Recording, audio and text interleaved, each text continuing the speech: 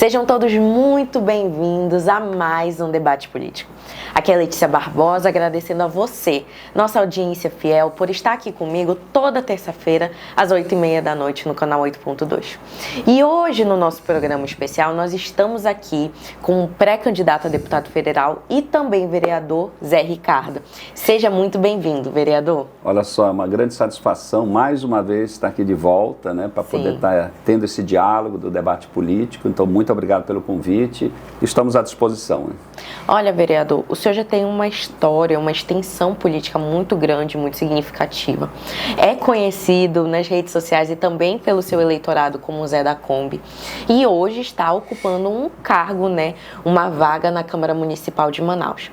Já se colocou como pré-candidato a deputado federal, mas hoje já possui um mandato. E dentro desse mandato, nós queremos saber como é que está lá na Câmara Municipal de Manaus, como é que está a sua atuação como vereador, desde os imbróglios da mudança, né, de gestão, de governo, como é que está se dando essas adaptações? Olha só, primeiro, para mim é uma grande honra poder representar a população no mandato de vereador. Todos os mandatos são importantes, federal, estadual, vereador, e ainda mais vereador de Manaus. Manaus é a maior cidade da região norte e da Amazônia, a 7ª maior cidade do Brasil.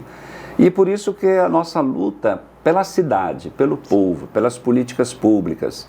A gente lamenta que as gestões que nós estamos tendo não estão tendo um olhar de planejamento, de organização. Por exemplo, saneamento. Continuamos com problemas sérios em relação a abastecimento de água, tratamento de esgoto, do lixo. Eu apresentei, agora recente, um projeto de coleta seletiva. Nós temos que aproveitar o lixo e gerar renda no bairro. Eu apresentei um projeto para reduzir a taxa de esgoto, porque se cobra um absurdo nessa taxa de esgoto. A tarifa de água já é elevada. E mais 80%, e normal seria 100%, eles baixaram só para 80%, o valor do esgoto sobre o valor da água. Então eu apresentei proposta para reduzir isso, porque isso vai favorecer as famílias que hoje estão gastando um dinheirão para pagar água e o esgoto. E tem gente aposentada, pessoas idosas, que não tem capacidade para pagar tudo isso aí. Também eu vejo que a população sofre por conta do transporte, vamos dizer, da mobilidade urbana, porque não tem um projeto mais amplo, que eu defendo que tenha um metrô de superfície, o chamado BRT, que é corredores exclusivos, e a nossa luta pela educação, pelos professores, é uma luta assim, muito forte para poder ter condições melhores nas escolas. Recente agora, a nossa luta é para que na escola tenha vamos dizer assim, o apoio escolar para os estudantes com autismo. Sim. E a prefeitura não está cuidando disso, então essa é uma luta minha também, de que tenha profissionais para atender todos os estudantes, não só com autismo, neuroatípicas, que precisam, têm o direito. Então são muitas pautas da cidade que a gente está aí participando, lutando, e é claro sempre aquele olhar para o interior do estado, porque tudo que acontece na capital tem reflexos também no interior. Então quando eu falo que tem que melhorar a saúde aqui, saúde especializada, os hospitais, significa melhorar o atendimento em Manaus, mas também no interior do estado. Então, por isso que eu defendo que tenha investimentos na área de exames, por exemplo. Hoje as pessoas estão no sistema de regulação do Estado. Demora para fazer um exame. E é injusto, é cruel com muitas famílias pobres, que não tem como fazer particular, e fica numa fila e nunca sabe quando vai ser atendido. Então, isso vale para Manaus e vale para o interior. Então, todo esse trabalho está sendo muito importante agora, e a experiência de ter sido vereador facilita muito. Facilita muito, inclusive para a pré-campanha de deputado federal, que eu estarei realmente participando esse ano como pré-candidato, depois como candidato a federal, porque é uma forma de a gente ajudar o Amazonas e o interior do estado. Olha, a gente vai acompanhando e dentre essas situações, principalmente na Câmara Municipal de Manaus, a gente sempre vê aquela movimentação dos vereadores que se identificam como oposição, como situação, como independência. O senhor, na sua opinião, em qual caminho o senhor se enquadra por aí? Olha só, eu entendo que o papel do parlamentar, do vereador, do deputado, ele tem que ser o legislador e também o fiscalizador. Sim. Até porque isso está escrito na Constituição. Para que se elege um vereador? para legislar e fiscalizar. São essas palavras que estão lá. E é verdade, porque olha só, fazer projetos, todo dia eu recebo propostas para fazer projetos e eu encaminho. Os outros vereadores também. Mas a parte de fiscalizar, a aplicação do dinheiro, o orçamento, os gastos, os contratos, os serviços. Ora, eu recebo denúncias todo dia. Hoje de manhã já recebi de novo. Problema de buraco nas ruas, né? Lixo espalhado na cidade, crateras que vão se formando em lugares lá e amanhã complica a vida da população. Sim. E no momento de chuva, agora é verão, né? O verão já agora começou, mas no período de chuva, falta de drenagem. Então, o papel do vereador é fiscalizar, é cobrar.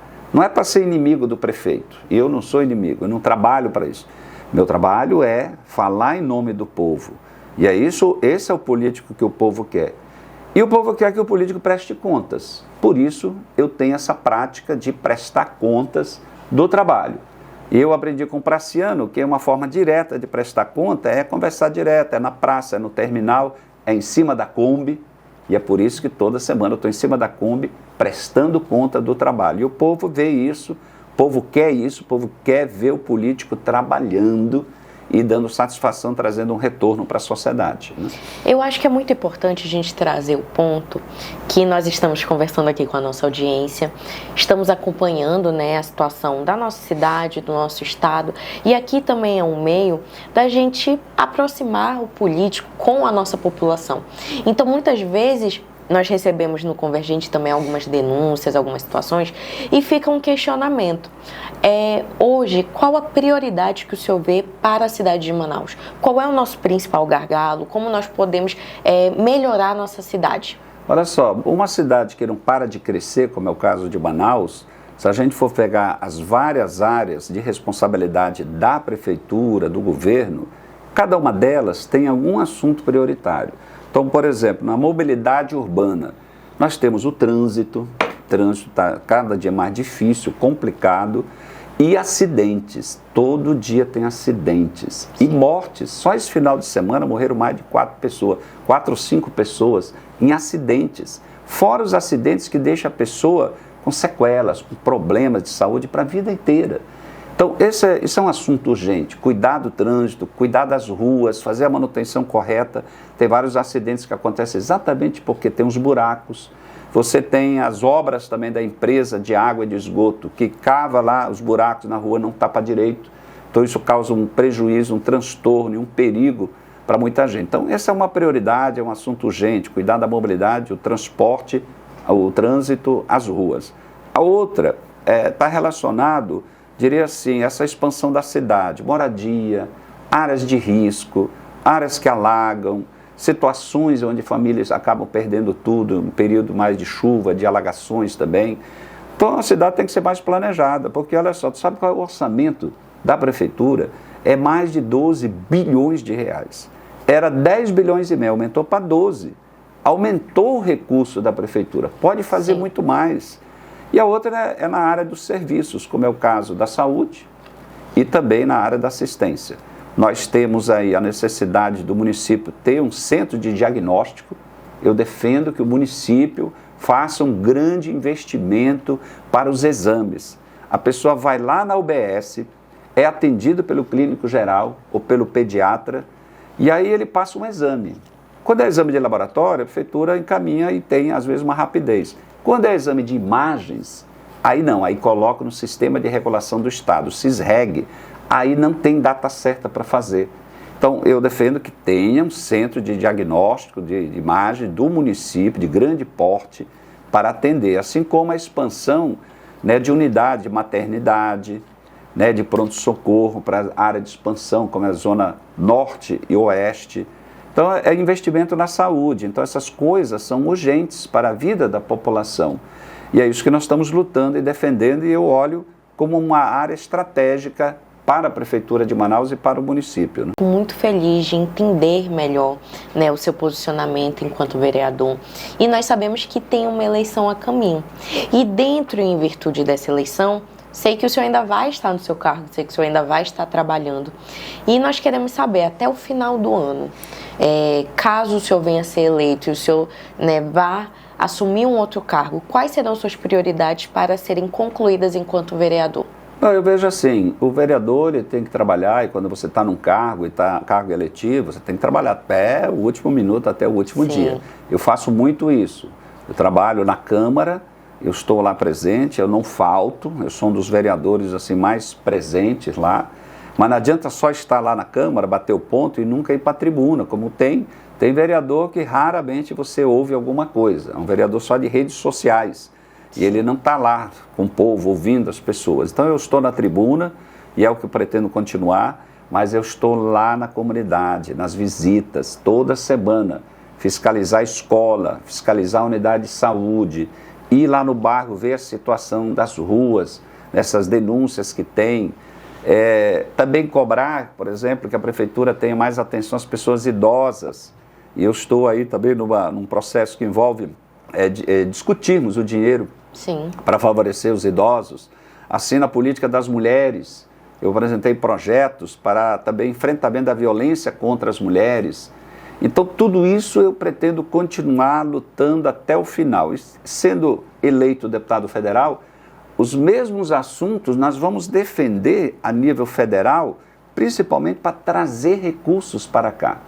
Eu, quando fui deputado federal, trouxe muito recurso para a educação e para a saúde. São prioridades. Para a escola técnica, para o Instituto Federal, eu consegui 49 milhões de investimento.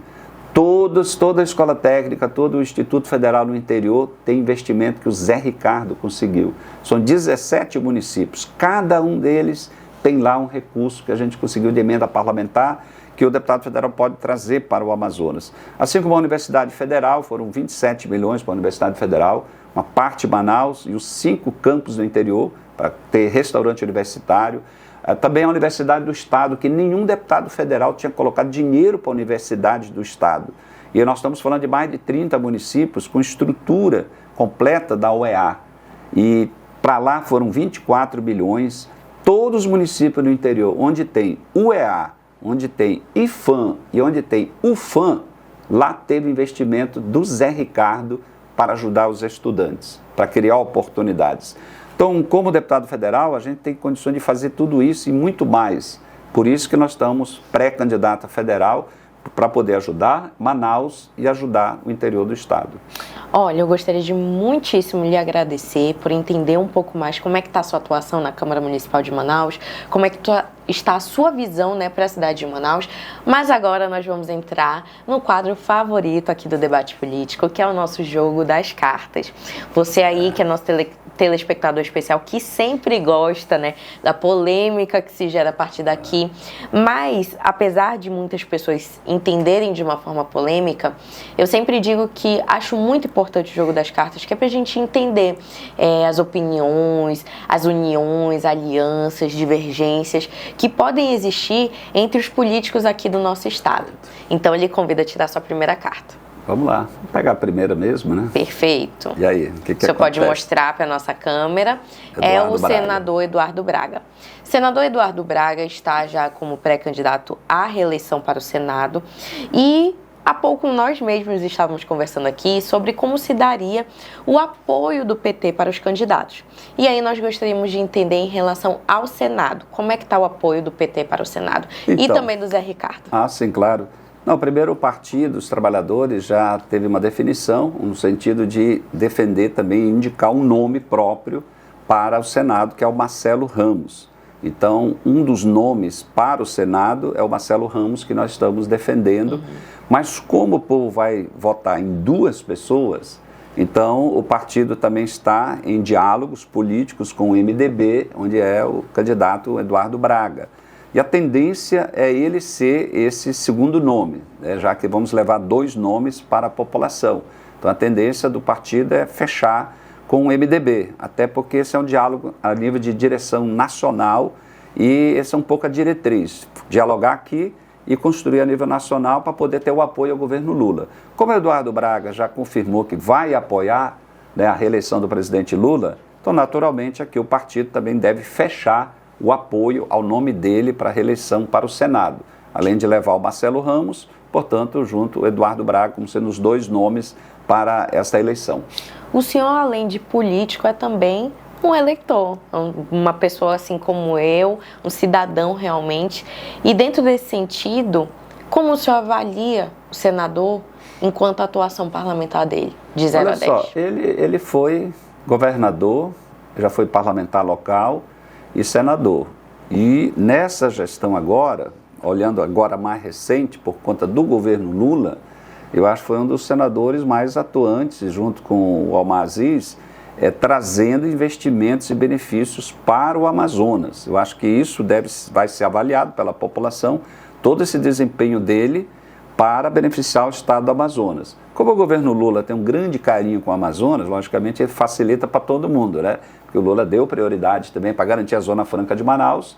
Então, e o Eduardo Braga estava, né, exatamente na comissão principal tratando da reforma tributária, então conduziu muito bem no sentido de garantir a continuidade dos incentivos fiscais aqui da Zona Franca, que é o grande sustento econômico do estado do Amazonas. Sim. Então, essa condução, entre várias outras, com certeza é uma das grandes justificativas de estarmos juntos, tanto no governo Lula e nessa aliança, para poder, nessa eleição, ele ser um dos nomes que vamos estar apoiando aí, né? Perfeito. Então, gostaria de lhe convidar para a sua próxima carta. Agora vamos tirar aqui do meio, né? Fique à vontade. Pronto. Aqui. Temos o Coronel Rosses, que é seu companheiro lá na Câmara Municipal de Manaus, é vereador e também está pré-candidato, né, para deputado federal. Como é que o senhor avalia? Antes, na verdade, de nós entrarmos no Coronel Rosses, eu acho que é muito interessante a gente conversar sobre essa questão da polarização. Porque hoje, nessa eleição, principalmente, nós estamos acompanhando estudos que indicam que a polarização seguirá, mais uma vez, direita versus esquerda. E nós estamos acompanhando todas as movimentações que está se dando na direita, em alguns partidos está tendo uma certa divisão, e gostaríamos de saber em relação à esquerda.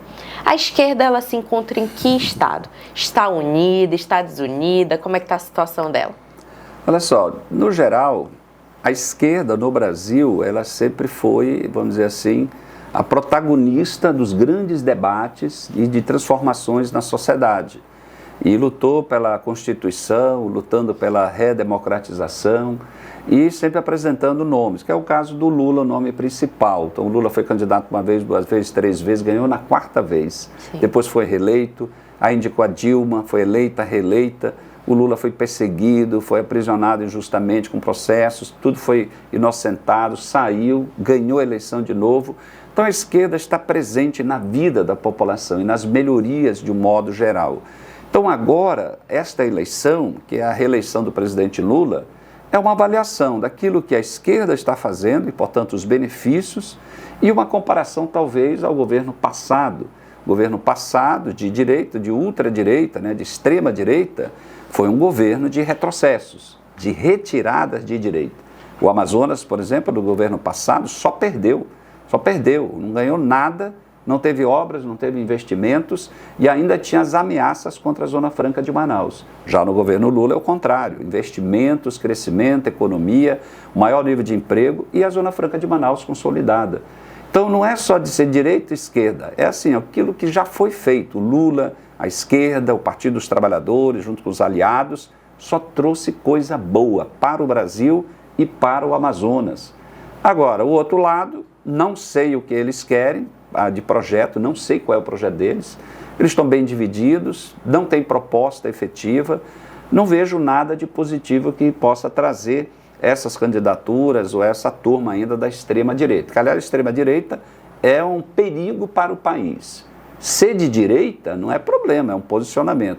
Agora, a extrema-direita, em nenhum lugar do mundo, né, se aceita, porque são extremos que não constroem.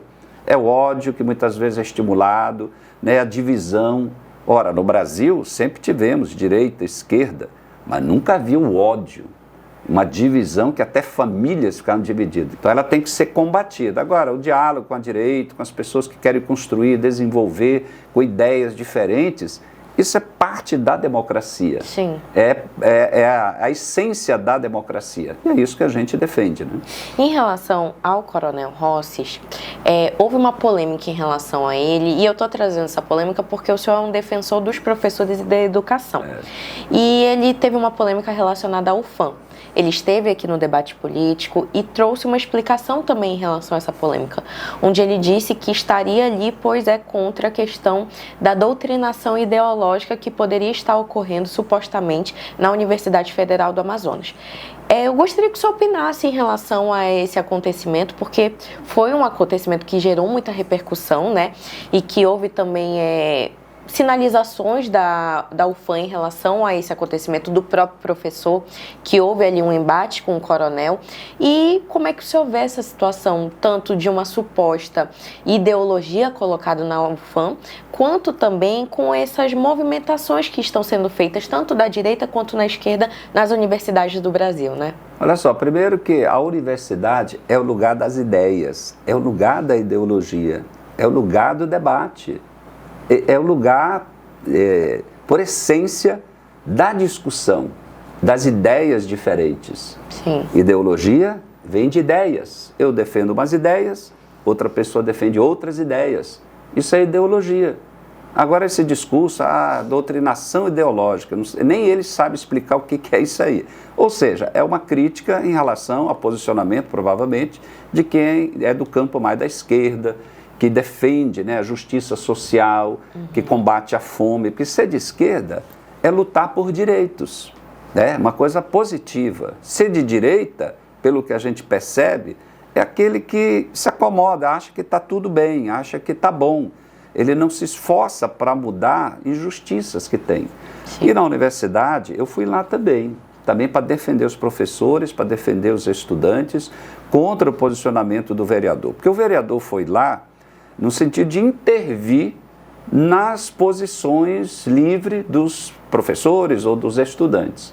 Eu também não tenho direito de chegar lá, se alguém da direita tiver, estudante de direito, estiver fazendo alguma manifestação, defendendo algumas ideias, alguma coisa, eu não tenho direito de ir lá impedir, ou tentar impedir que ele se manifeste. Eu tenho o direito de ir na universidade, como qualquer vereador tem, qualquer vereador pode falar, pode questionar, pode até falar contra qualquer ideia que não concorde, mas ele não tem o direito de intervir e no direito dos outros se manifestarem. Então isso que aconteceu, foi lá para tirar, para arrancar cartazes, isso e aquilo, de algo que ele não concordava junto com outros lá. Não é esse o caminho, aliás, não é esse o papel nosso de vereador. Eu acho que nós podemos ir na universidade, fazer o debate, mas nós temos que estimular que os estudantes livremente possam decidir o que estão defendendo e tudo mais lá. Então eu fui lá, fiz o meu contraponto, né, fui contrário a esse posicionamento do vereador, porque nós não podemos alimentar um ódio e impedir qualquer tipo de manifestação. Nem eu posso ser impedido, nem ele, nem um estudante, nem um professor. Sim. Acho que cada um tem a liberdade, sim, de ir lá se posicionar, inclusive ele, inclusive eu. Mas impedir o outros fazerem o mesmo, não, nós não podemos, né?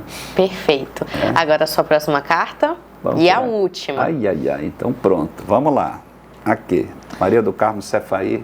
Temos a pré-candidata a governo do Estado, Maria do Carmo Cefaí, ela que faz parte do Partido Liberal. Primeiro gostaríamos de saber quem o PT vai estar apoiando, né, para o governo do Estado, a sua opinião, para quem o senhor vai dedicar a opinião e como é que o senhor avalia a candidatura da professora Maria do Carmo? Então, no caso, o Partido dos Trabalhadores já tomou uma decisão no diretório e vai estar apoiando o aliado do presidente Lula, do PSD, que é o Omar Aziz aqui no Amazonas. O PT, na eleição passada, na Aliança Nacional, apoiou candidaturas ao Senado do PSD em vários estados. Sim. Um foi o Amazonas, outro foi Minas Gerais, outro foi Bahia. Então o PT não lançou candidato ao Senado, apoiou do PSD, todos ganharam e todos apoiam o governo Lula. Então é uma estratégia nacional.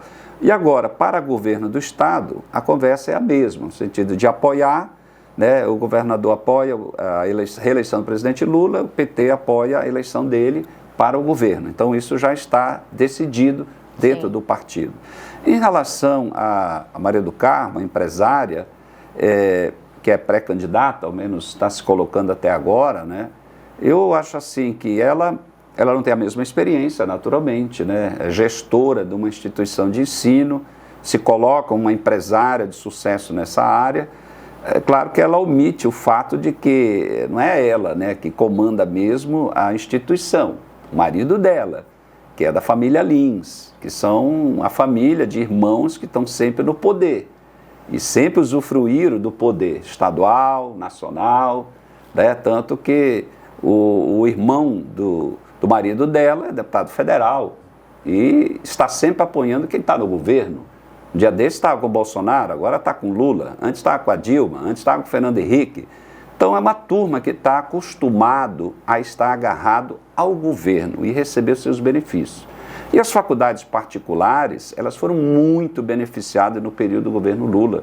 Na expansão do ensino superior, no aumento de ofertas, o governo federal, além de investir mais na universidade pública, também favoreceu bastante as universidades privadas, que é o caso dela.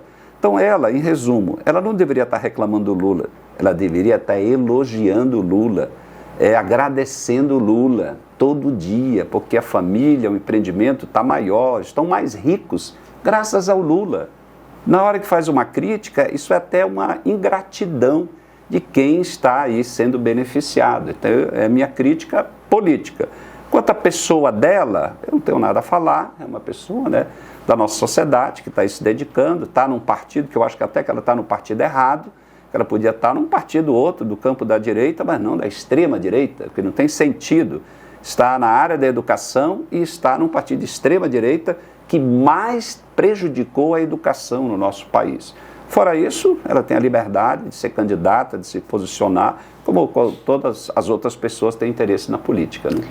Correto. Agradeço muito por ouvir a sua opinião, por participar do nosso quadro aqui do Jogo das Cartas. Espero que você tenha gostado de opinar um pouquinho sobre. E agora nós vamos entrar com foco realmente nas nossas eleições que estão se aproximando. Tá com um pezinho aí já chegando realmente num momento muito decisivo dela.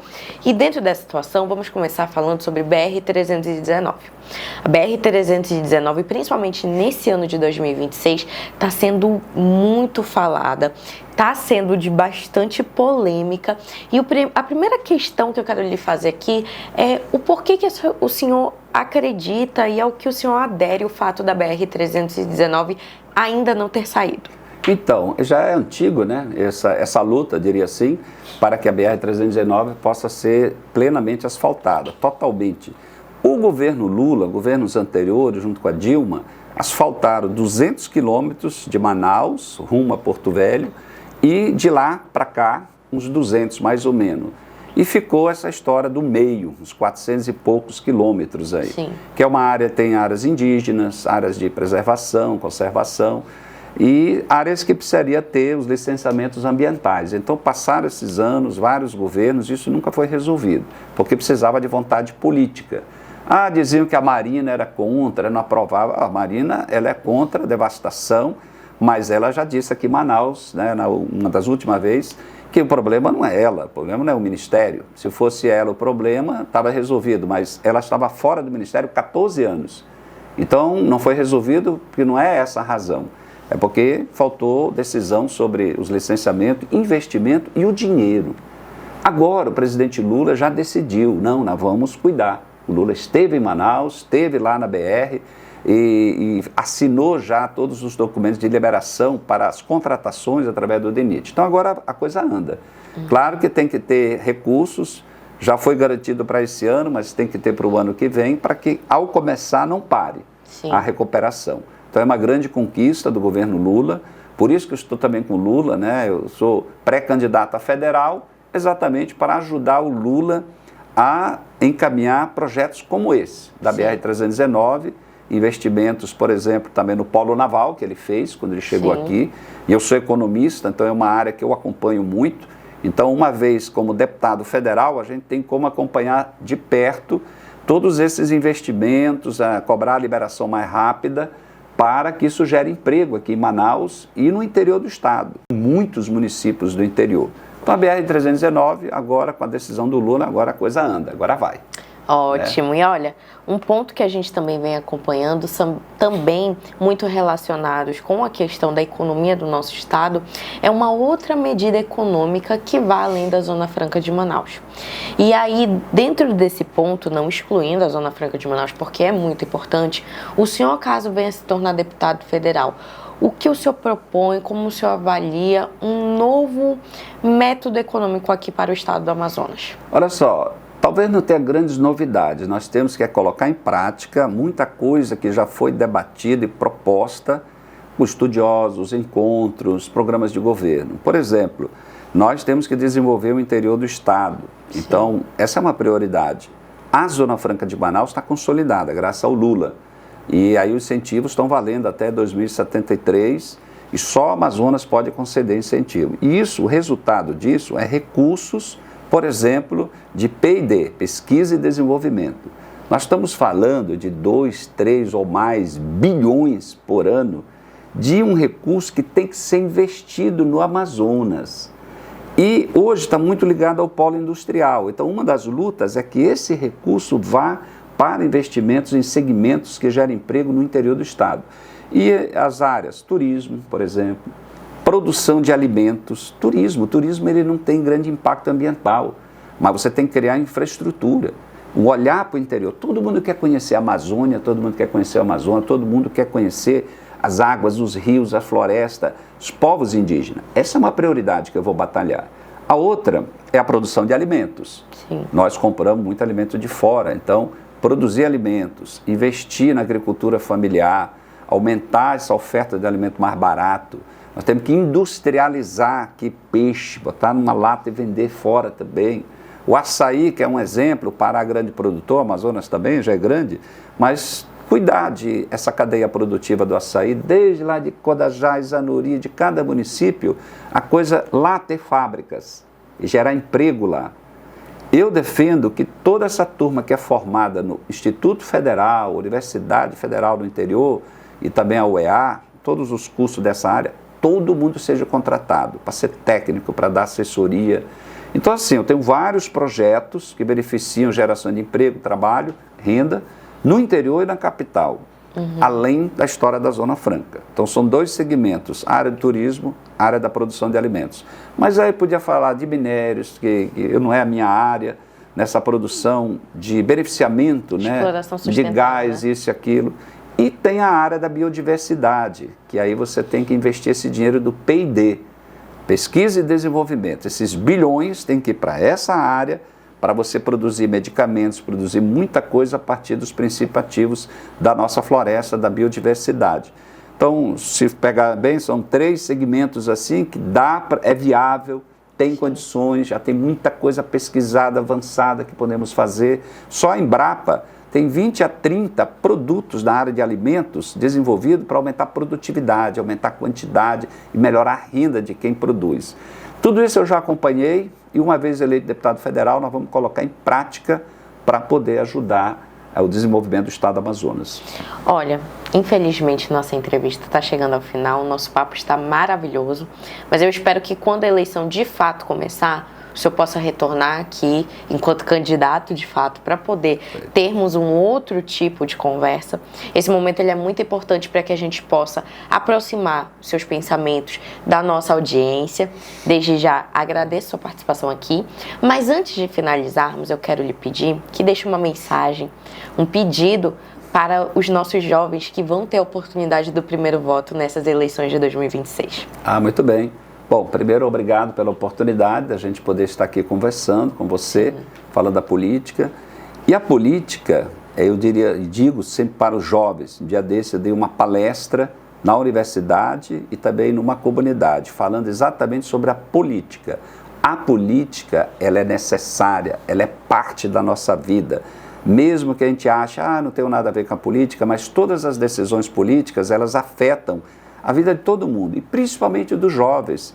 Todas as mudanças que nós tivemos na sociedade vieram a partir de mobilização dos jovens que se envolveram. A luta, por exemplo, da meia passagem aqui em Manaus e no Brasil é a luta dos jovens. As melhorias na universidade, nas escolas, até mesmo dos professores, são os jovens. Então o jovem precisa se interessar pela política, participar, ele vê alguém e lutar por ele para ser eleito, lutar pelas ideias, pelas propostas, pelos projetos. E é o jovem que ajuda, portanto, a melhorar a vida da pessoa ou das pessoas na sociedade através da sua participação. Então, votar é um ato fundamental, mas escolher alguém e lutar por ele, batalhar para ele ganhar e depois cobrar para que ele trabalhe, esse é um bom caminho para o jovem estar participando da política e quem sabe no futuro também ser candidato. Então um abraço aí a toda a juventude, muita confiança, sempre esperança, porque é a esperança que move a gente também, sempre um momento novo. Toda eleição é um momento de esperança. Um abraço do Zé Ricardo, do Homem da Kombi, e eu prezo muito a prestação de contas. Então o jovem é aquela voz que pode cobrar dos políticos que preste contas daquilo que estão fazendo. Eu estou fazendo a minha parte, e muitos jovens estão me vendo lá em cima da Kombi fazendo isso toda semana. Valeu, um abração aí para vocês, tudo de bom. Perfeito, muito obrigado pela sua participação e agradeço a você, nossa audiência de todo o estado do Amazonas que está aqui conosco, os nossos municípios do nosso coração que sempre aqui estão com o nosso compromisso firmado de toda terça-feira às 8h30 da noite, está aqui conosco falando de política, de assuntos que agregam a você, a sua educação e também lhe preparam para as eleições. Então aqui foi Letícia Barbosa, agradeço muito a sua audiência e até a próxima.